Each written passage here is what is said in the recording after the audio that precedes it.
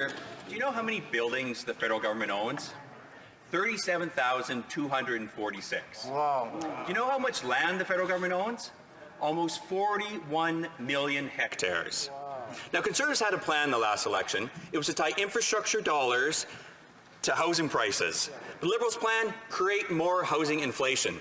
Can the minister tell us how a 20% rise in housing prices is actually helping Canadians? Here, here. The Honourable Minister. Every Canadian deserves a safe and affordable place to call home. And with respect to the honourable member's question, I'd point out that that's precisely why our government brought in the National Housing Strategy, which has seen more than $72 billion planned to help ensure Canadians get the housing that they need. Since 2015, in just the past 6 years, Mr. Speaker, our government supported the creation of nearly 100,000 new units and have repaired over 300,000 more across all housing programs, representing $27.4 billion. There is no shortage of investments we've made, Mr. Speaker, to make sure Canadians have a place they can afford that is safe to call home. The Honourable Member for Edmonton Riverbend.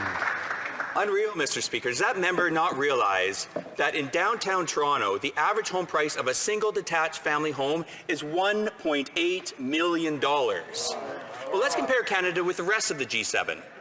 Building housing supply, the highest or the lowest.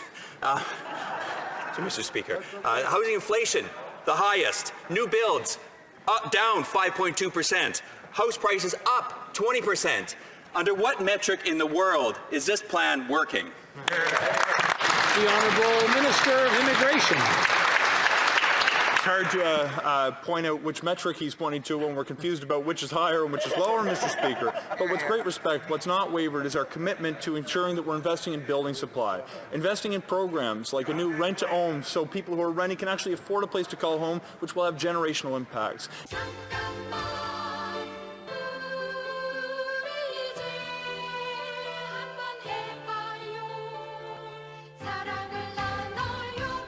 Investments that are actually going to make homes more affordable for first-time buyers. Mr. Speaker, whether it's housing affordability or building more affordable housing, our government has been committed like no other government in the history of Canada from the very moment we first formed government, and that's not going to continue, not going to cease, Mr. Speaker. We know it's a problem, and we're going to continue to address it. The Honourable Member for Carleton. Despite the fact that Canada has the second biggest housing bubble in the world, according to Bloomberg, and Vancouver and Toronto are the second and fifth most unaffordable housing markets on planet Earth, according to Demographia, the Liberal media and the Liberal government wants me to stop talking about housing inflation. Well, you know who doesn't want me to stop talking about it? Raj, who is an IT worker from Brampton who has to drive Uber in order to save up over 15 years to make a down payment on the average house in his community.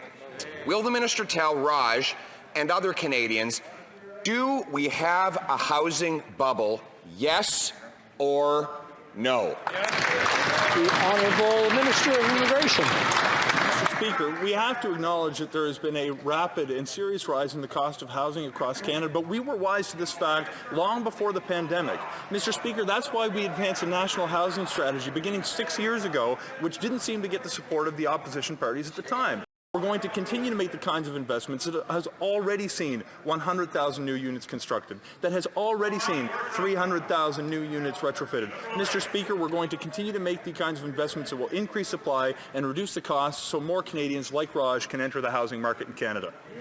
Honourable Member for Carleton. No surprise that the finance minister is running away from her record on housing inflation. After all, since she took the job, prices are up by 20%. Since this government took office, they're up 58%, almost $300,000. They really started to rise when the government started to flood financial and mortgage markets with $400 billion of easy money that have raised not only house prices, but land prices. So with the second biggest housing bubble in the world, will the finance minister finally recognize Canada has a housing bubble? Yes or no?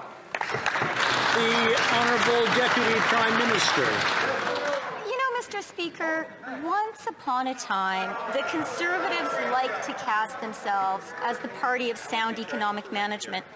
But now they have a finance critic who, as one columnist recently put it, quote, has breezily bent facts past the breaking point, notably by asserting that Canada has run the largest budget deficit in the G20 and that Canada's inflation rate is far higher than all its peers except the U.S. Neither assertion is true, of course, so why should we listen to anything the member for Carleton has to say? The honourable member for Carleton. Well, the member loves to quote the Liberal state-funded media to defend herself. Well, let's do that. Let's do that. Let me quote the Globe and Mail. The Liberal government is asking Parliament to approve billions in new spending during a brief 4-hour sitting in Ottawa, but is facing questions because it has not released full accounting of how it spent more than $600 billion last year. Mr. Speaker, we don't know how this deficit ranks because they won't release the public accounts. All we know is that they have flooded the economy with over $500 billion of deficit spending, driving up, for example, housing prices to the second highest in the world. So I will go back to the same question. Does Canada have a housing bubble? Yes or no? The Honourable Deputy Prime Minister. You know, Mr. Speaker, maybe the Conservatives' truth problem starts at the top. After all, a recent press conference by the Leader of the Opposition was littered with misleading statements about the economy. I won't get through all of them, but I'll start. He said Canada has the lowest growth. The truth? Q3 GDP numbers show our economy is growing faster than the US, UK, Japan, and Australia. He said Canada has the worst record on employment.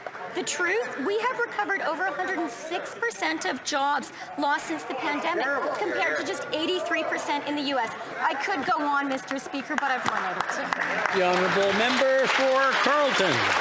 Well, I wish she would, because she loves to quote Liberal media commentators. One of the articles she quoted earlier actually talked about how she put manipulative media onto Twitter, making history as the first minister in Canadian history to be sanctioned by social media companies for misinformation online. So enough with the misinformation.